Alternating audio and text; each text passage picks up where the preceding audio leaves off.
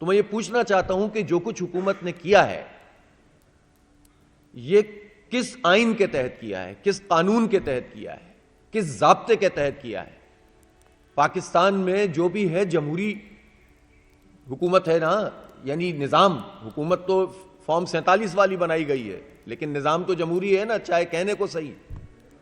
آئین موجود ہے, آئین میں انسانی حقوق موجود ہیں, جمہوری آزادیاں موجود ہیں, سیاسی آزادیاں موجود ہیں. ہر پولیٹیکل ورکر کو یہ حق حاصل ہے کہ وہ اپنی آواز بلند کر سکتا ہے. ہر سیاسی جماعت کو یہ حق حاصل ہے کہ وہ احتجاج کر سکتی ہے, وہ مظاہرہ کر سکتی ہے. اور حکمران طبقہ یہ چاہتا ہے کہ وہ پورے ملک کو ہی نو گو ایریا بنا دیں سیاسی ورکرز کے لیے, اور جب احتجاج کے لیے لوگ کھڑے ہوں تو ان کے اوپر گولیاں چلا دی جائیں. شیلنگ بھی کیوں کی جائے, لاٹھی چارج بھی کیوں کیا جائے, لیکن یہ تو گولیاں چلا دیتے ہیں, لاشیں گرا دیتے ہیں, خوف پیدا کرنا چاہتے ہیں. تو یہ کسی صورت میں بھی قابل قبول نہیں ہے, یہ قابل مذمت ہے. اور میں اس وقت فوری مطالبہ تو یہ کرتا ہوں کہ اتنے بلڈ شیڈ کے بعد, اتنا خون بہا, اتنے لوگ زخمی ہیں, اس پر تو وزیر داخلہ صاحب محسن نقوی صاحب کو فوراً استعفیٰ دے دینا چاہیے. کیا جواز ہے ان کا اس وقت اس پوزیشن پہ رہنے کا جب یہ انسانی جانوں کا تحفظ نہیں کر سکے بلکہ خود اس عمل میں شریک ہوئے ہیں؟ جوڈیشل کمیشن بننا چاہیے, بااعتماد جوڈیشل کمیشن جس پر اتفاق ہو, اور وہ جوڈیشل کمیشن اس پورے واقعے کی تحقیقات کرے تاکہ حقائق قوم کے سامنے آئیں. اس طرح میڈیا کا گلا بند کر کے آپ اپنی مرضی کے چیزیں نہیں چلا سکتے. آج کے زمانے میں آپ لوگوں کو پابند نہیں کر سکتے, سوچ پہ پہرے نہیں بٹھا سکتے. میں ان تمام لوگوں کو کہ جو احتجاج کے عمل میں شریک ہوئے سیاسی ورکرز, ان تمام سیاسی کارکنوں کو اور عوام کو جنہوں نے یہ مظاہرہ کیا, رکاوٹیں جگہ جگہ کھڑی ہوئیں اور اس کے باوجود وہ آگے بڑھے. یہ سیاسی ورکر یہ کسی ایک پارٹی کا سرمایہ نہیں ہوتے, یہ دیکھا جائے تو قوم کا سرمایہ ہوتے ہیں. یہ بڑی مشکل سے تیار ہوتے ہیں.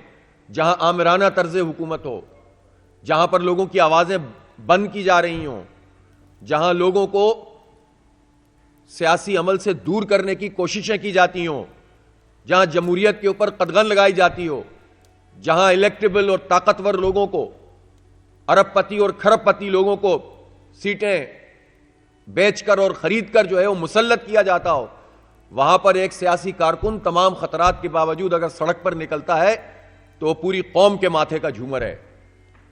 اور اس نے یہ ثابت کیا ہے کہ عوام کا راستہ نہیں روکا جا سکتا. یہ سوالات اپنی جگہ موجود ہیں کہ لیڈرز سیاسی کارکنوں کو جھونک دیتے ہیں اور خود سائٹ پکڑ لیتے ہیں, اور اس کے نتیجے میں اور کیوس پیدا ہوتا ہے. ڈسپلن جب نہیں ہوتا, کوئی کمانڈ نہیں ہوتی, تو مخلص کارکن ان کو فسطائیت کے سامنے لا کر کھڑا کر دیا جاتا ہے, اور سارا نقصان ان عام کارکنوں کا ہوتا ہے جو اپنے جذبے کے ساتھ اپنی لیڈرشپ پہ یا اپنی پارٹی یا کسی ایشو کے ساتھ کھڑے ہوتے ہیں. لیکن اس وقت سوال یہ ہے کہ حکومت نے جو کچھ کیا ہے اس پر سب کو مل کر آواز بلند کرنی چاہیے. مجھے افسوس کے ساتھ یہ کہنا پڑتا ہے کہ کل بلوچستان اسمبلی نے جو حرکت کی ہے اور پی ٹی آئی پر پابندی لگانے کے لیے جو قرارداد پاس کی ہے یہ قابل مذمت ہے. اس سے پتہ چلتا ہے کہ بلوچ عوام, بلوچستان کے لوگ تو ویسے ہی سیاسی آزادیوں اور بنیادی انسانی حقوق کے حوالے سے پریشان ہیں. وہ لوگ تو حکومت اور ریاست سے اپنا حق مانگتے پھر رہے ہیں, اور ان کے اوپر جو اسمبلی لا کر بٹھائی گئی ہے, سیٹیں بیچی گئی ہیں باقاعدہ, اور اپنی مرضی کے لوگوں کو لا کر جو اسمبلی وہاں پر بنائی گئی ہے اکثریت اس میں وہ ان لوگوں کی شامل ہے, اور انہوں نے وہ کام کیا ہے کہ جو خود ان سب کے اوپر بھی آئے گا.